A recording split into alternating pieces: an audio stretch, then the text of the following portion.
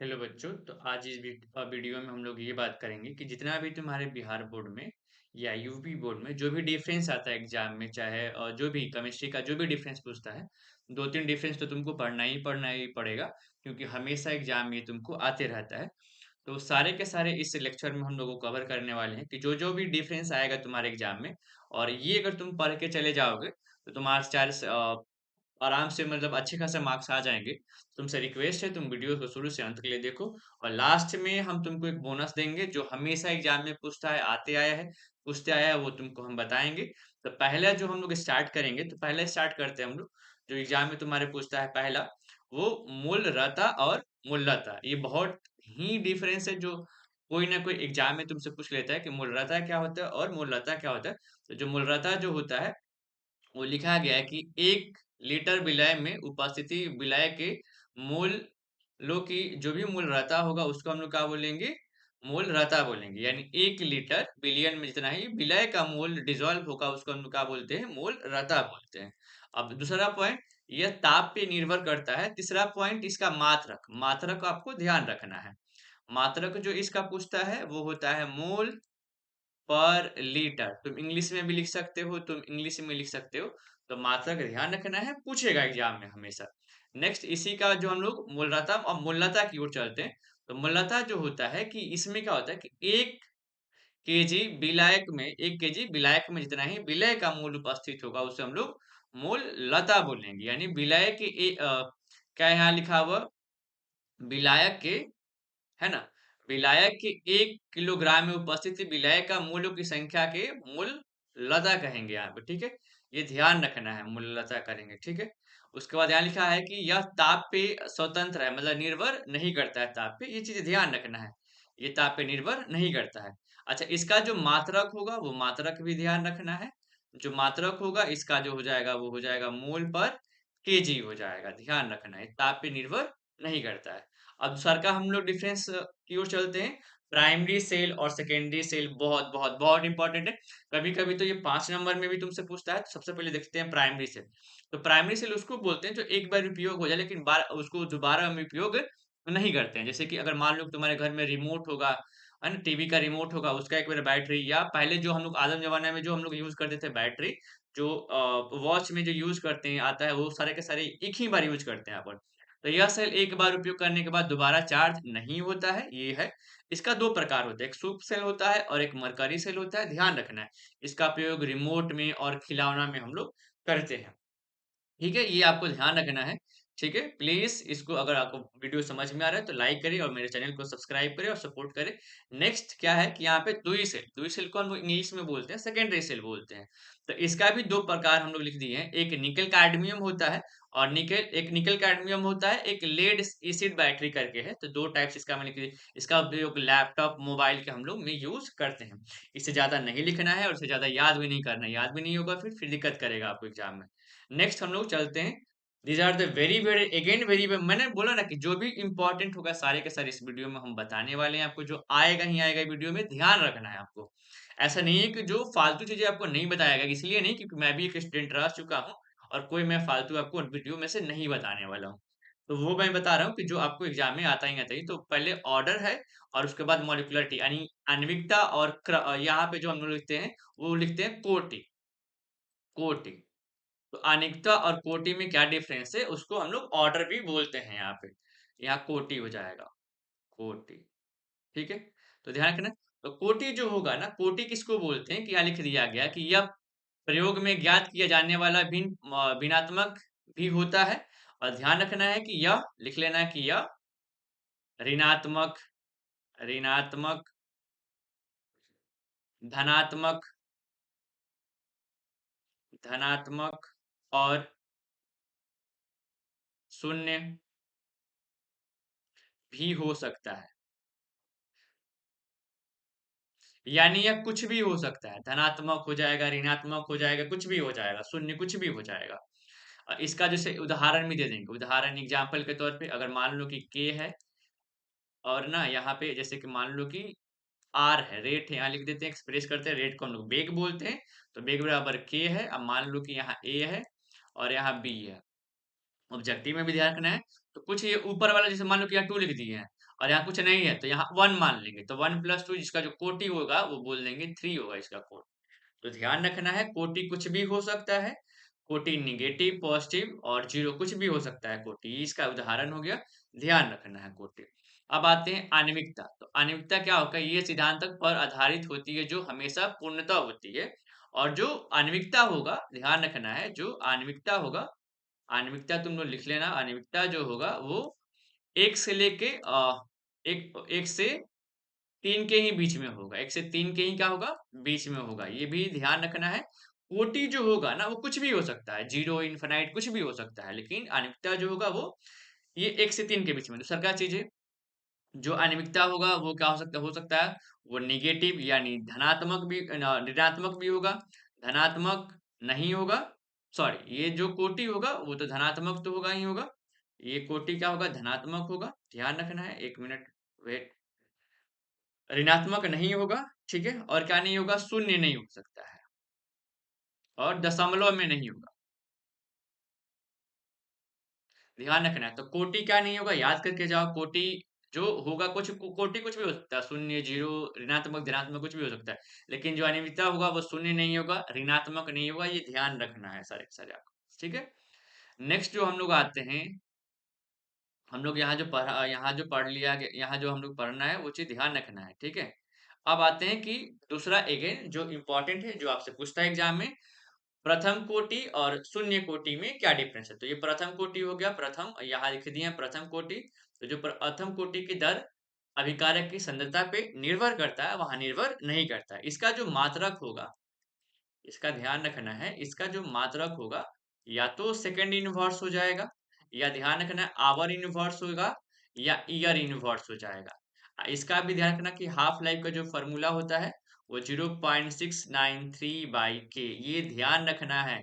Half life इसको बोलते हैं अर्ध, हम लोग बोलते हैं अर्ध ये हिंदी में अभी वर्ड्स मुझे याद नहीं आ रहा है, लेकिन इसको हाफ लाइफ भी बोलेंगे, टी हाफ से दिखाते हैं, अर्ध समय भी बोलते हैं इसको, सॉरी अर्ध समय बोलते हैं। नेक्स्ट शून्य कोटि, उसी में ध्यान रखना है कि जो शून्य कोटि होगा, तुम एग्जाम में जब लिखना है ना तुम ऐसे करके लिखना, एग्जाम में लिखना है कैसे हम तुमको वो भी बता दे रहे हैं।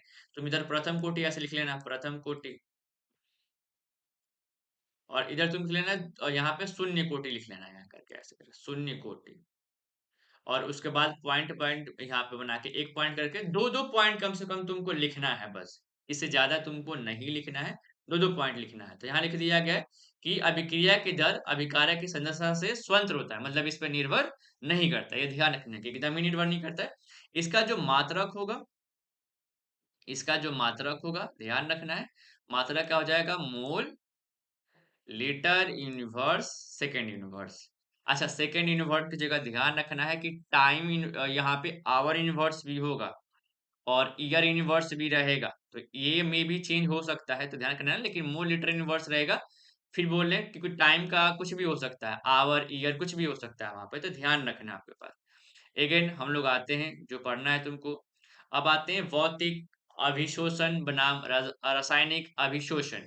तो ये अभी इंग्लिश में फिजिकल एब्जॉर्प्शन और केमिकल एब्जॉर्प्शन बोलते हैं। तो फिजिकल एब्जॉर्प्शन अगर डेप्थ में अगर हम लोग बात करें, तो अगर मान लो कि यहाँ दो अगर एक सतह है और पार्टिकल्स जो है, और पार्टिकल सतह के बीच में एक वीक अबंध बनता है, उसी को हम लोग क्या बोलते हैं? अभिशोषण, यानी वीक वंडरवॉल बोलते हैं। तो लिख दिए कि यहाँ पे देखो, लिख दिया मैंने कि कमजोर वंडरवॉल बल बनता है, तो उसको हम लोग क्या बोलेंगे? अभिशोषण बोलेंगे। और इसका जो ऊर्जा जो होगा, जो मान लो कि इसको फिर से हमको हटाना है, तो उसमें जो ऊर्जा लगेगा 20 से 40, अगेन ये ध्यान रखना है, ये ऑब्जेक्टिव में बहुत बार पूछा हुआ क्वेश्चन है कि इसका ऊर्जा का वैल्यूज क्या होगा, ध्यान रखना है आपको। नेक्स्ट, अब उसी में आते हैं रासायनिक अभिशोषण क्या होता है। तो ये रासायनिक अभिशोषण क्या होगा कि ये जो पार्टिकल कण है और ये जो सतह है, इसके बीच में केमिकल अबंध बनेगा, यानी रासायनिक अबंध बनेगा। अब रासायनिक अबंध बनेगा तो ये चीज ध्यान रखना है, जैसे कि मान लो लिख दिए कि यह अभिक्रिया यह रासायनिक अबंध बनने के कारण होता है और ये अप्रतिवर्ती होती है, मतलब एक बार जो हो जाएगा वो दोबारा नहीं होगा, वो ध्यान रखना है। इसका जो ऊर्जा होगा 40 से लेकर के 400 होगा यहाँ पे, ठीक है? और ये रासायनिक बंध बनाता है, ये चीज़ ध्यान रखनी है आपको, ठीक है? 2-2 पॉइंट सारे में लिख कर के आपको एग्ज़ाम में आनी है। This is the very, very important again बहुत ज़्यादा इंपॉर्टेंट है। मैंने बोला ना कि एक से एक मैं तुमको रेफ़रेंस लेके आता हूँ, अगर तुम पढ़ लेते हो, तो एक भी तुमसे नहीं छूटने वाला है और एग्ज़ाम में तुम लिख के ले लो, 1 से 2 तो रहेगा ही रहेगा और जो मैं लास्ट में बताऊँगा, वो तो रामबाण ही रहेगा। अगेन हम लोग आते हैं एसएन 1 और एसएन 2 अभिकारक। तो एसएन 1 क्या होता है? तो एसएन 1 लिख दिया कि ये लिख दिया कि ये 2 चरणों में होती है और दर केवल एक अभिक्रमक पर निर्भर करता है, एक ही अभिकारक पर निर्भर करता है। इसका जो वेग होता है, वेग तो ध्यान ही रखनी है, इसका जो वेग होता है, वो वेग होता है सबसे ज़्यादा 3 डिग्री कार्बन, ये भी ध्यान रखना है 2 डिग्री कार्बन और इसके बाद लिख दिए हैं 1 degree carbon. This is again very, very important ये भी आपको ध्यान रखना है इसमें, ठीक है? ये अभिकारक जैसे कि अब एक और एग्ज़ाम्पल में ले लेते हैं, जैसे कि मान लो कि CH3 अगर प्लस है और यहाँ CH2 और CH2 है, तो जो सबसे ज़्यादा जो वेग होगा SN1 का, वो सबसे ज़्यादा इसका ज़्यादा होगा। उदाहरण भी दे देंगे, इसका सबसे ज़्यादा वेग होगा, ये ध्यान रखेंगे आप, ठीक है? 3 पॉइंट हो गया, ये ध्यान रखना है। अब SN2 की ओर चलते हैं, तो SN2 में हम आपको बता देते हैं कि SN2 का जो अभिकारक दर है, यह एक ही चरण में होता है और इसका जो वेग होगा, ध्यान रखना है, जो वेग होगा, वो क्या हो जाएगा सबसे ज़्यादा CH3 हो जाएगा। उसके बाद ध्यान रखना है, उसके बाद 1 डिग्री कार्बन होता है, उसके बाद 2 डिग्री कार्बन होता है और उसके बाद 3 डिग्री कार्बन होता है। 1 डिग्री कार्बन क्या होता है? 2 डिग्री कार्बन क्या होता है? 3 डिग्री। जैसे मान लो कि CH3 है यहाँ और Cl मैंने लिख दिया ऐसे करके और CH3 और यहाँ पे CH3 और H ये उदाहरण ध्यान रखना है ना तो जो सबसे ज़्यादा जो अभिकारक शो करेगा ये हो जाएगा। इसमें SN2 वैल्यू ज़्यादा है, कम कार्बन ध्यान रखना है वैल्यू जब SN2 2 आ रहा है लास्ट में तो वैल्यू ज़्यादा उल्टा, वैल्यू ज़्यादा तो कम कार्बन वाला जल्दी देगा, वेग जल्दी होगा उसका और SN1 वैल्यू कम है तो उसका ज़्यादा ले रहे हैं यहाँ पे, तो ऐसे आपको भी ध्यान रखना होगा, ठीक है? Next again these are the very very important methyl alcohol बनाम इथाइल अल्कोहल बोल रहे हैं ना कि अगर तुम ये पढ़ के चले जाते हो 5-10 मिनट अगर अगर पेशेंस से अगर तुम बैठ सकते हो तुम पढ़ सकते हो तो ये बहुत ज्यादा इंपॉर्टेंट है और 5-6 नंबर तुम्हारे आने ही वाले ऑब्जेक्टिव भी पूछ लेगा तो मे भी उसका तुम्हारे 10 नंबर भी आ जाए ठीक है अगर तुम ऑब्जेक्टिव तुम पूछ लेते हो तुम नाम पढ़ लेते हो तो वो आज भी जाएगा अब आते हैं मिथाइल अल्कोहल बनाम इथाइल अल्कोहल। तो पहला मिथाइल अल्कोहल जो होता है ये है ना बेसाइलर टाइप्स का होता है जो गाँवों में पीता है और मर जाता है सब और ये ईंधन में भी उपयोग हम लोग करते हैं। इसका ये फ़ॉर्मूला ये होगा। अच्छा इसका ये तो फ़ॉर्मूला हम यहाँ लिख दिए एक एक तो ये पॉइंट और एक ये पॉइंट। दूसरा पॉइंट इसमें इसका नाम भी लिख देंगे। इसका नाम जो होगा वो हो जाएगा मिथाइल मिथेनॉल। तुम हिंदी में यूज़ कर लेना मिथेनॉल। अब ethyl alcohol again ethyl alcohol भी हम लोग पेट्रोल बनाने में भी यूज करते हैं और ये भी पीने पे जहरीला थोड़ा होता है पीने पे मर उड़ जाता है तो ये भी विषैले ही होता है यह भी एक विषैला होता है और ये पेय पदार्थों में प्रयोग होता है पेय पदार्थ में अगर पी लेते हैं जैसे कि अगर मान लो कि जो गांव में कैसे पिए जाते हैं तो ये भी पीता है सब तो मर जाता है और इसका ईंधन में भी यूज कर सकते हो, लिख सकते हो तो कि इसका ईंधन में भी हम लोग यूज करते हैं इसका ये हो जाएगा और इसका नाम हो जाएगा इथेन नॉल नाम हो जाएगा दूसरा का। एक आईपीए नेम होता है, कॉमन नेम होता है, तो ये ध्यान रखना है आपके पास। नेक्स्ट अगेन फॉर्मल्डिहाइड बनाम एसिटल्डिहाइड ये भी पूछता है एग्जाम में तो फॉर्मल्डिहाइड क्या होता है तो इसमें एक एलेलिक समूह नहीं होती है और ये अभिक्रियाशील होती है मतलब ज्यादा रिएक्टिव होता है और ध्यान रखना है इसमें और ये हो गया आपके पास इसमें ध्यान रखना है कि ये टॉलेंट रिएजेंट ये टॉलेंस टेस्ट नहीं देता है लिख लेना है कि यह एक चीज़ और भी ध्यान रखना है कि इसमें ये चीज़ें नहीं लिखनी है, ये चीज़ें गलत हो जाएगा। टॉलेंट टेस्ट तो देगा ही, ये गलत हो जाएगा। नीचे वाला देता है और ये भी देगा, दोनों ही देगा। तो ये लिखना था मुझे या हेलो फॉर्म टेस्ट नहीं देता, सॉरी। या लिख लेंगे या हेलो हेलो अभिक्रिया नहीं देता है। देखो मैं टेलीग्राम अपने चैनल पे सेम कोर केमिस्ट्री बिहार पे मैं अपडेट कर दूंगा तुम वहां से जाकर के ये आराम से पीडीएफ तुम ले भी सकते हो और तुम पढ़ भी सकते हो फोटोकॉपी करवा के ठीक है समझ में आ गया ये चीज ध्यान रखना है नेक्स्ट अब हम लोग आते हैं एसिटल्डिहाइड। तो एसिटल्डिहाइड इसमें से एक अल्किलिक समूह होती है जो यह कम क्रियाशील होता है, और ध्यान करेंगे, और ये जो होगा यह हेलो फॉर्म, हेलो, है ना, अभिक्रिया, अभिक्रिया देगा। थोड़ा ये यहाँ स्पेलिंग मिस्टेक हो गया, देगा, ये ध्यान रखना, ये हेलो अभिक्रिया देगा, और इसका नाम जो हो जाएगा ये इथेनॉल भी नाम हो जाएगा। ये अगेन इंपॉर्टेंट है, ध्यान रखना है आपको पास। नेक्स्ट चलते हैं, फॉर्मिक एसिड बनाम एसिटिक एसिड। तो एसिटिक एसिड सबको पता है, तुम चाउमीन अगर खाते हो तो उसमें एक सिलिका होता है जो हम लोग यूज करते हैं, वो एसिटिक एसिड ही हम लोग उसको बोलते हैं, जिसको विनेगर जिसको हम लोग यूज करते हैं, सीसी बॉटल में आता है भरा हुआ, तो ये हम लोग यूज करते हैं। तो फॉर्मिक एसिड जो होता है यह अधिक अम्लीय होता है और चींटियों में पाया जाता है। फॉर्मिक एसिड का जो फॉर्मूला होता है सी डबल बॉन्ड ओ और एच होता है, आपको ध्यान रखना है। इससे ज्यादा प्लीज ध्यान आपको नहीं रखना है। अगर इतना नंबर लिख करके आते हो तो बहुत ज्यादा नंबर मिलेगा। कुछ भी भर के पेपर में नहीं आ जाना। बच्चों को दिमाग में रहता है कि अगर कुछ भी भर के आ जाएंगे तो मास्टर नंबर दे देगा, ऐसे नहीं होता है। नेक्स्ट, एसिटिक एसिड क्या होता है? तो यह एक अम्लीय होती है और यह सिरके में पाया जाता है। इसका फॉर्मूला होगा CH3 सी डबल ओ और एच। इसका जो नाम होगा वो नाम भी ध्यान रखना है। इथेनोइक एसिड का नाम होगा, तुम हिंदी में लिख लेना इथेनोइक एसिड, तुम अम्ल यूज करना, और ये नाम हो जाएगा मिथेनोइक, हिंदी में मिथेनोइक एसिड। ये तुमको ध्यान रखना है। अगेन मैंने जैसे बोला था कि तुमको एक इम्पोर्टेंट मैं बताऊंगा, तो अगेन हम तुमको बताएंगे बताएंगे, मेरे पास जगह कम है बट फिर भी मैं तुमको बताऊंगा, तुम ये लिख लेना, ये तुम्हारे बोनस के लिए है। डीएनए वर्सेस आरएनए, ये कोई वैसा एग्जाम नहीं है जिसमें नहीं पूछा है। सारे एग्जाम, अगर कोई भी, अगर यूपी बोर्ड का एग्जाम हो या बिहार बोर्ड का एग्जाम हो, ये सारे में ही पूछता है कि डीएनए वर्सेस आरएनए में एवरी ईयर ये पूछता है। तो ध्यान रखना है कि इसका फुल फॉर्म लिख लेना है। डीएनए मतलब, मैं बोल देता हूँ, तुम लिख लेना, डाईऑक्सी लिख लेना, deoxy ribo, ribo nucleic acid, nucleic acid, ये होता है, ये लिख लेगा तुम ध्यान से।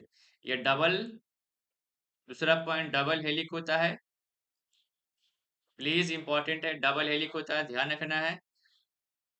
और इसको हम लोग बोलते हैं राइबो, राइबो न्यूक्लिक एसिड, ये लिख लेना है। और उसको बोलते हैं सिंगल स्टैंडर्ड होता है, और वो डबल स्टैंडर्ड होता है, ये राइबो होता है, इसको बोलते हैं राइबोस बोलते हैं। और इसको डाई ऑक्सी राइबोस बोलते हैं, इसको क्या बोलते हैं?